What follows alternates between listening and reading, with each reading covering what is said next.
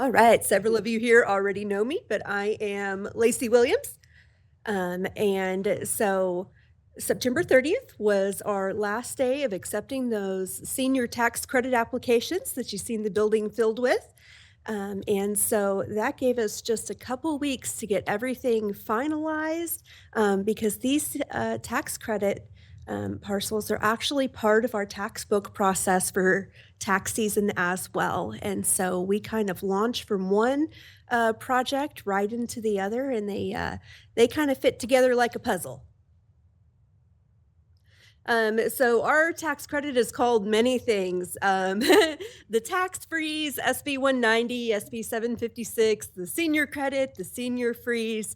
And so part of that language comes from the name of the bill itself. And then those Senate Bill 190 and 756 numbers that you see up there, it was actually changed from its original form.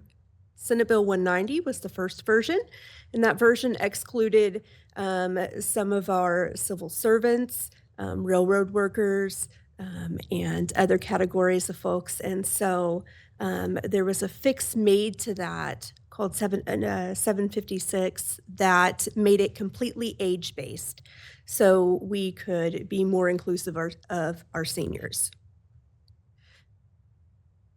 We were the first county to adopt this measure. We were not the first county to implement it, but we were the first county to adopt.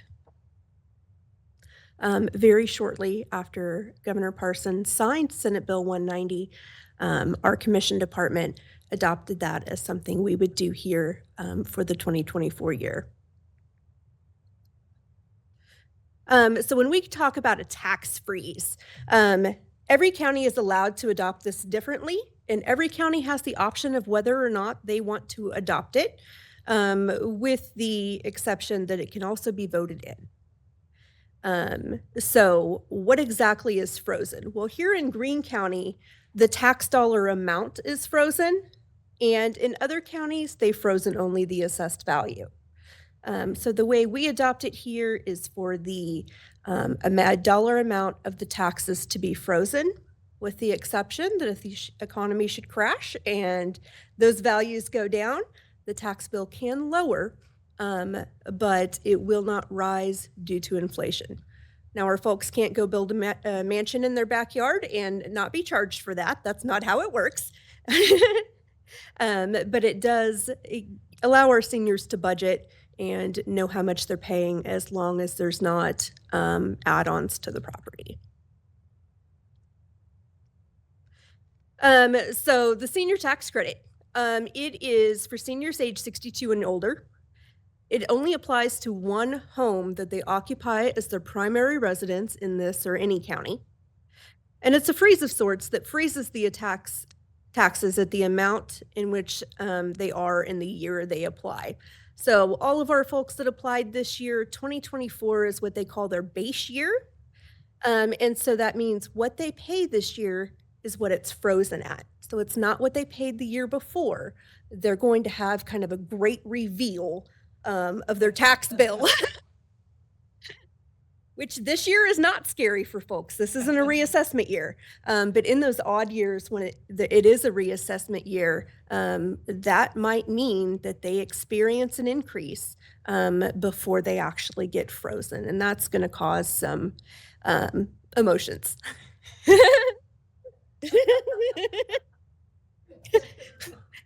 And then, as I mentioned before, this is up to each county to adopt, but also to create guidelines for. So just like we can determine our application end date, we can decide whether it's a tax dollar amount freeze or to freeze the assessed value, and we can make our own applications and collect our own data for that. There's a lot of misconceptions, and some of them are just by word of mouth. Some of them are based on language that is similar in programs already in existence. There is a state program called Property Tax Credit as well, and that results in a refund. They have to pay their taxes first, and they get an amount back. It's income-based. And so it's many things that this program is not, and it's very confusing for our seniors to have these two programs so closely named. Some of those word of mouth things that we hear, that kind of the rumors get started and misinformation spreads like wildfire, as we all know. So it's not an exemption. Our folks are still going to pay taxes, and it will be, it's not retroactive. So it's not based on the year that they turn 62. It's based on the first year that they apply and are approved. It's also not a refund like we talked about that other program.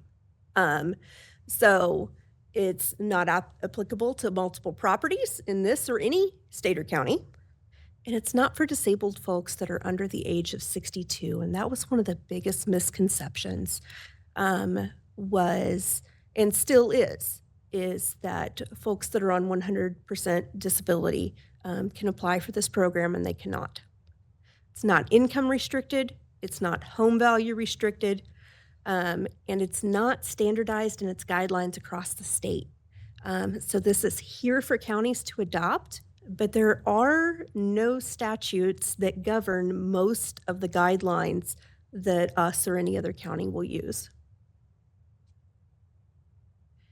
In this first year, we took on 15,429 applications. And look, I'm still here.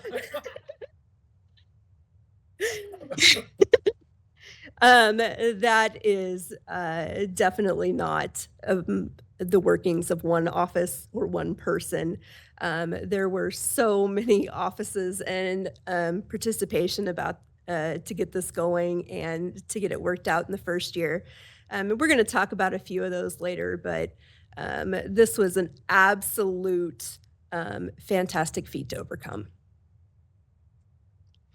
So in those applications, 99.5% of those we were able to get approved. We sent out letters to get the information we needed if they were missing documents for their application. The staff worked incredibly hard for every application we received to make it approved. 0.5%, 73 applications were rejected. Most of these moved. We had several that we talked about, like the disability folks earlier that just weren't age eligible. Even the ones that we moved were like, hey, did you move to another home in Greene County?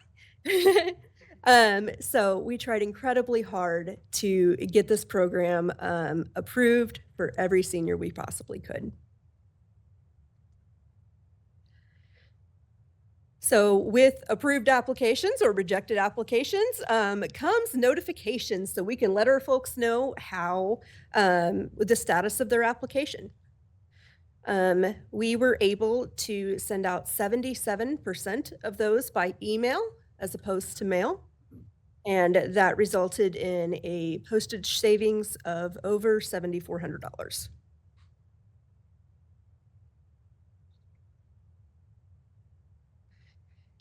So we talked about earlier that this year our deadline was September 30th, and we cut it pretty close, having to have all that data wrapped up in 2 weeks. The annual process that's going to be in place is that applications and renewals will open January 1st each year, and they will close June 30th. And this is a received by date, so we're not looking at postmarks for these like we do taxes. They must be received in our office by June 30th.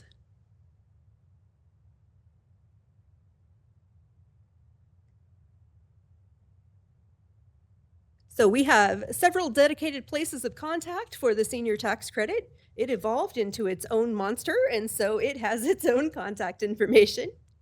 The former phone room of the collector's office, room 110 here in the historic courthouse, is the dedicated room that is currently being used for those senior tax credit things. It's usually staffed with 3 to 5 people, depending on the volume. We expect it to be staffed with 2 to 3 people on a regular basis after this first year. It also has a new phone number up here that is the dedicated line.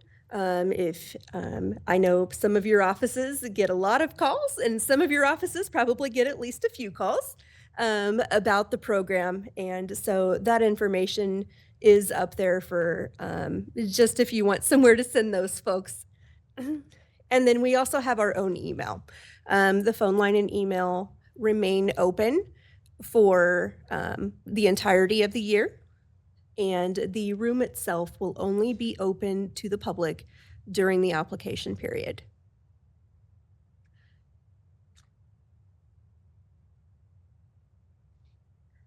We talked about all those offices that worked so hard to make this um, go together. Um, we want the clerk's office started this process, and they got some tracking and things in place, and they started the application period. And then the collector and the clerk kind of worked together for a while to land that, and it made a pretty smooth transition over to the collector's office. The assessor's office was huge in helping enter data, and they field so many calls for us every day still.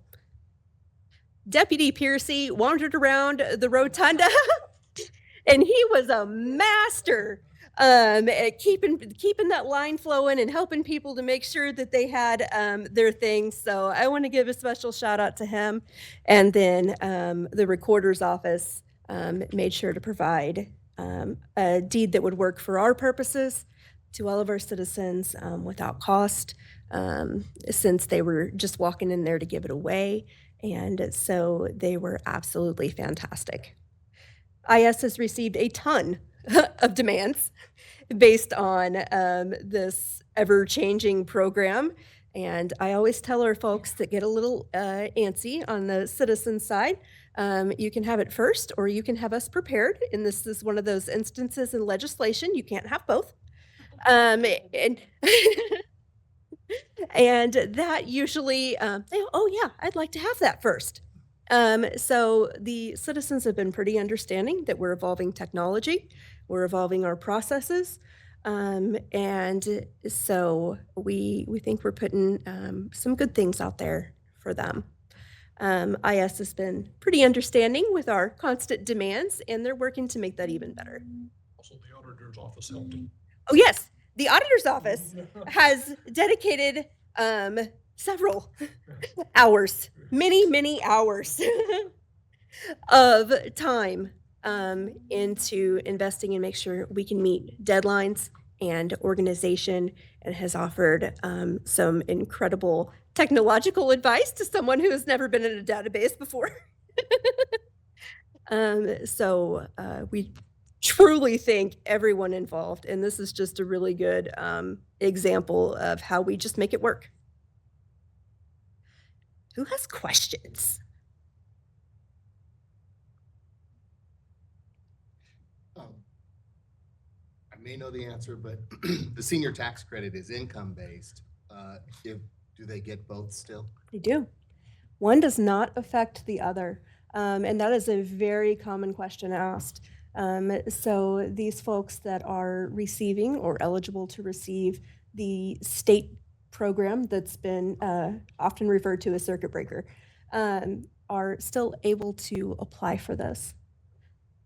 Some other common questions that we've had is if they're still paying on their home, can they apply for this? And they absolutely can. Most folks who are still have a mortgage have escrow, and so they don't even see their tax bill. And we had a pretty widespread concern that those folks wouldn't qualify, and they absolutely do.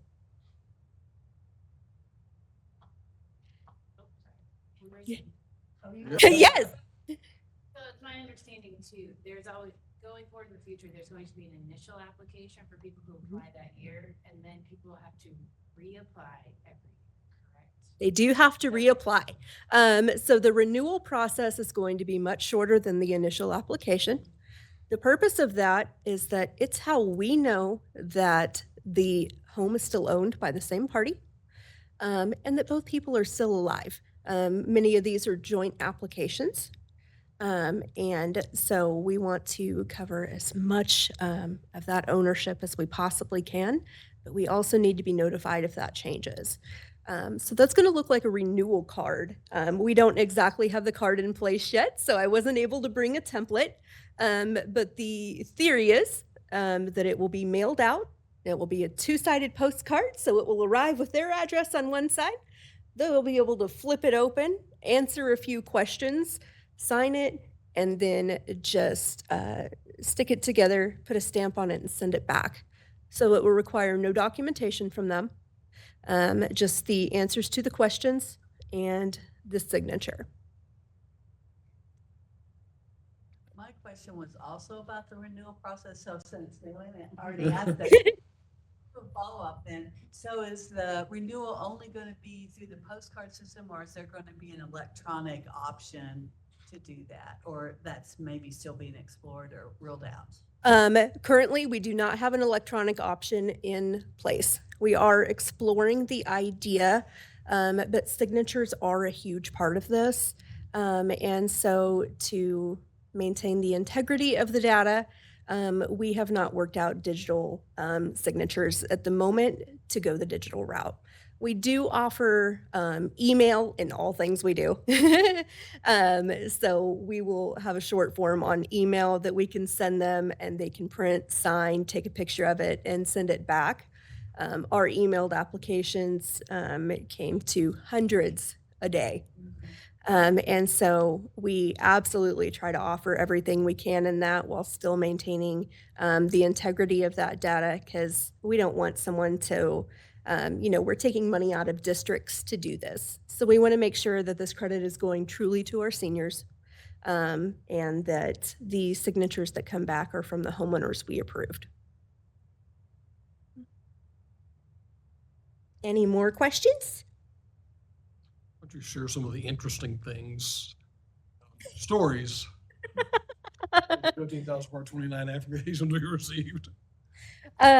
So the requirements were pretty stringent when we were still working under SB 190. It required the application. All signatures had to be notarized regardless if they brought it in person. And that took a lot of time out of the notaries for every notary here in this courthouse. And then a copy of their tax receipt. They had to have proof that they were eligible for Social Security. Those documents can take about 3.5 to 4 hours if they had to go to the Social Security office to get. So there were lots of people really happy with us. And then we still and did then require a copy of their deed and a copy of ID for everyone. So in the beginning, it was hard. We were able to loosen those requirements. We removed the requirement for a notary if they appeared in person. And the copy of their deed was the only thing and their ID was the only thing required to accompany the application. The recorder's office was working diligently to provide those deed copies, and they were in and out of there in 2 minutes. And I still had people come to tell me and preach their story about how hard this process was for them and how terrible we've made their lives. We learned, though, that if you stick a bowl of candy on the desk and you reward, and they look at it and you say, yeah, that's the reward for the line. And they say, okay. So anyway, they were just hangry.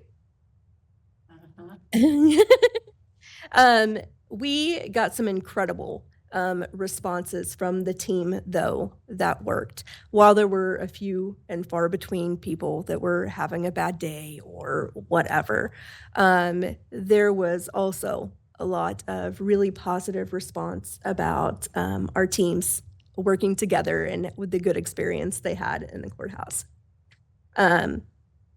We have had some people that weren't aware how their deed was listed, and so they were able to go, we should fix that, and get those things corrected. There are probably long-term benefits to those folks who are nearing their upper years to make sure their spouse is on their deed, be protected by those things. And so it was an education experience for everyone. We had at least one, maybe more, that found out that they didn't own the house they were living in. Yes, yes. I yeah. Probably the assessor's bomb. Probably.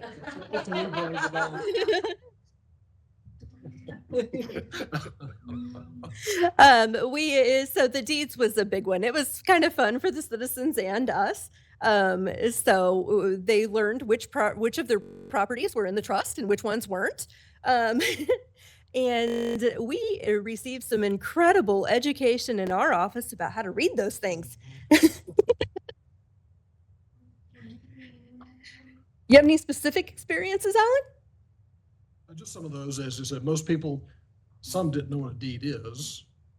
If they knew, they had no idea where their deed was. That's the document that shows you actually own the parcel. And again, it was an education experience for us in our office to read those. In some cases, help people who should have who needed to change their deed based on what they thought they owned or who owned the property. So that was kind of an unexpected surprise. I think I got some of my and was able to educate others too. So a deed of trust and a deed of release are simply your mortgage liens. And so those are not ownership documents, and that was kind of a learning experience we got to share with everyone because that's what people have. That's what's mailed to them when you close on that house. And so here's my deed. Actually, no, it's not. And so we all got to share some of that learning together, and it was a good experience. And I think some of the citizens are a little more prepared as they learned those things with us as well. I think your team's due diligence in getting information from the citizens and the taxpayers was really exemplary. Even yesterday, I ran into someone in the elevator needing to just come and sign to get the signature on. And so your team really followed up to make sure that 99.5% of those folks were approved. We had an excellent turnout for that. We had as many as almost 200 that we were looking for information at one time. And so we have like 5 right now, and those people are all scheduled to come in. They were out of town or whatever. But we mailed letters, we called, we emailed, we texted for those people that were struggling to use those communications.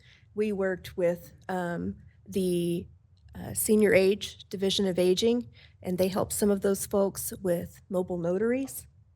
And those people are incredible.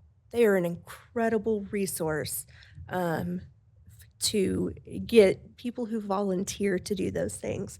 We researched mobile notaries, and the cheapest one we found was $30 a trip.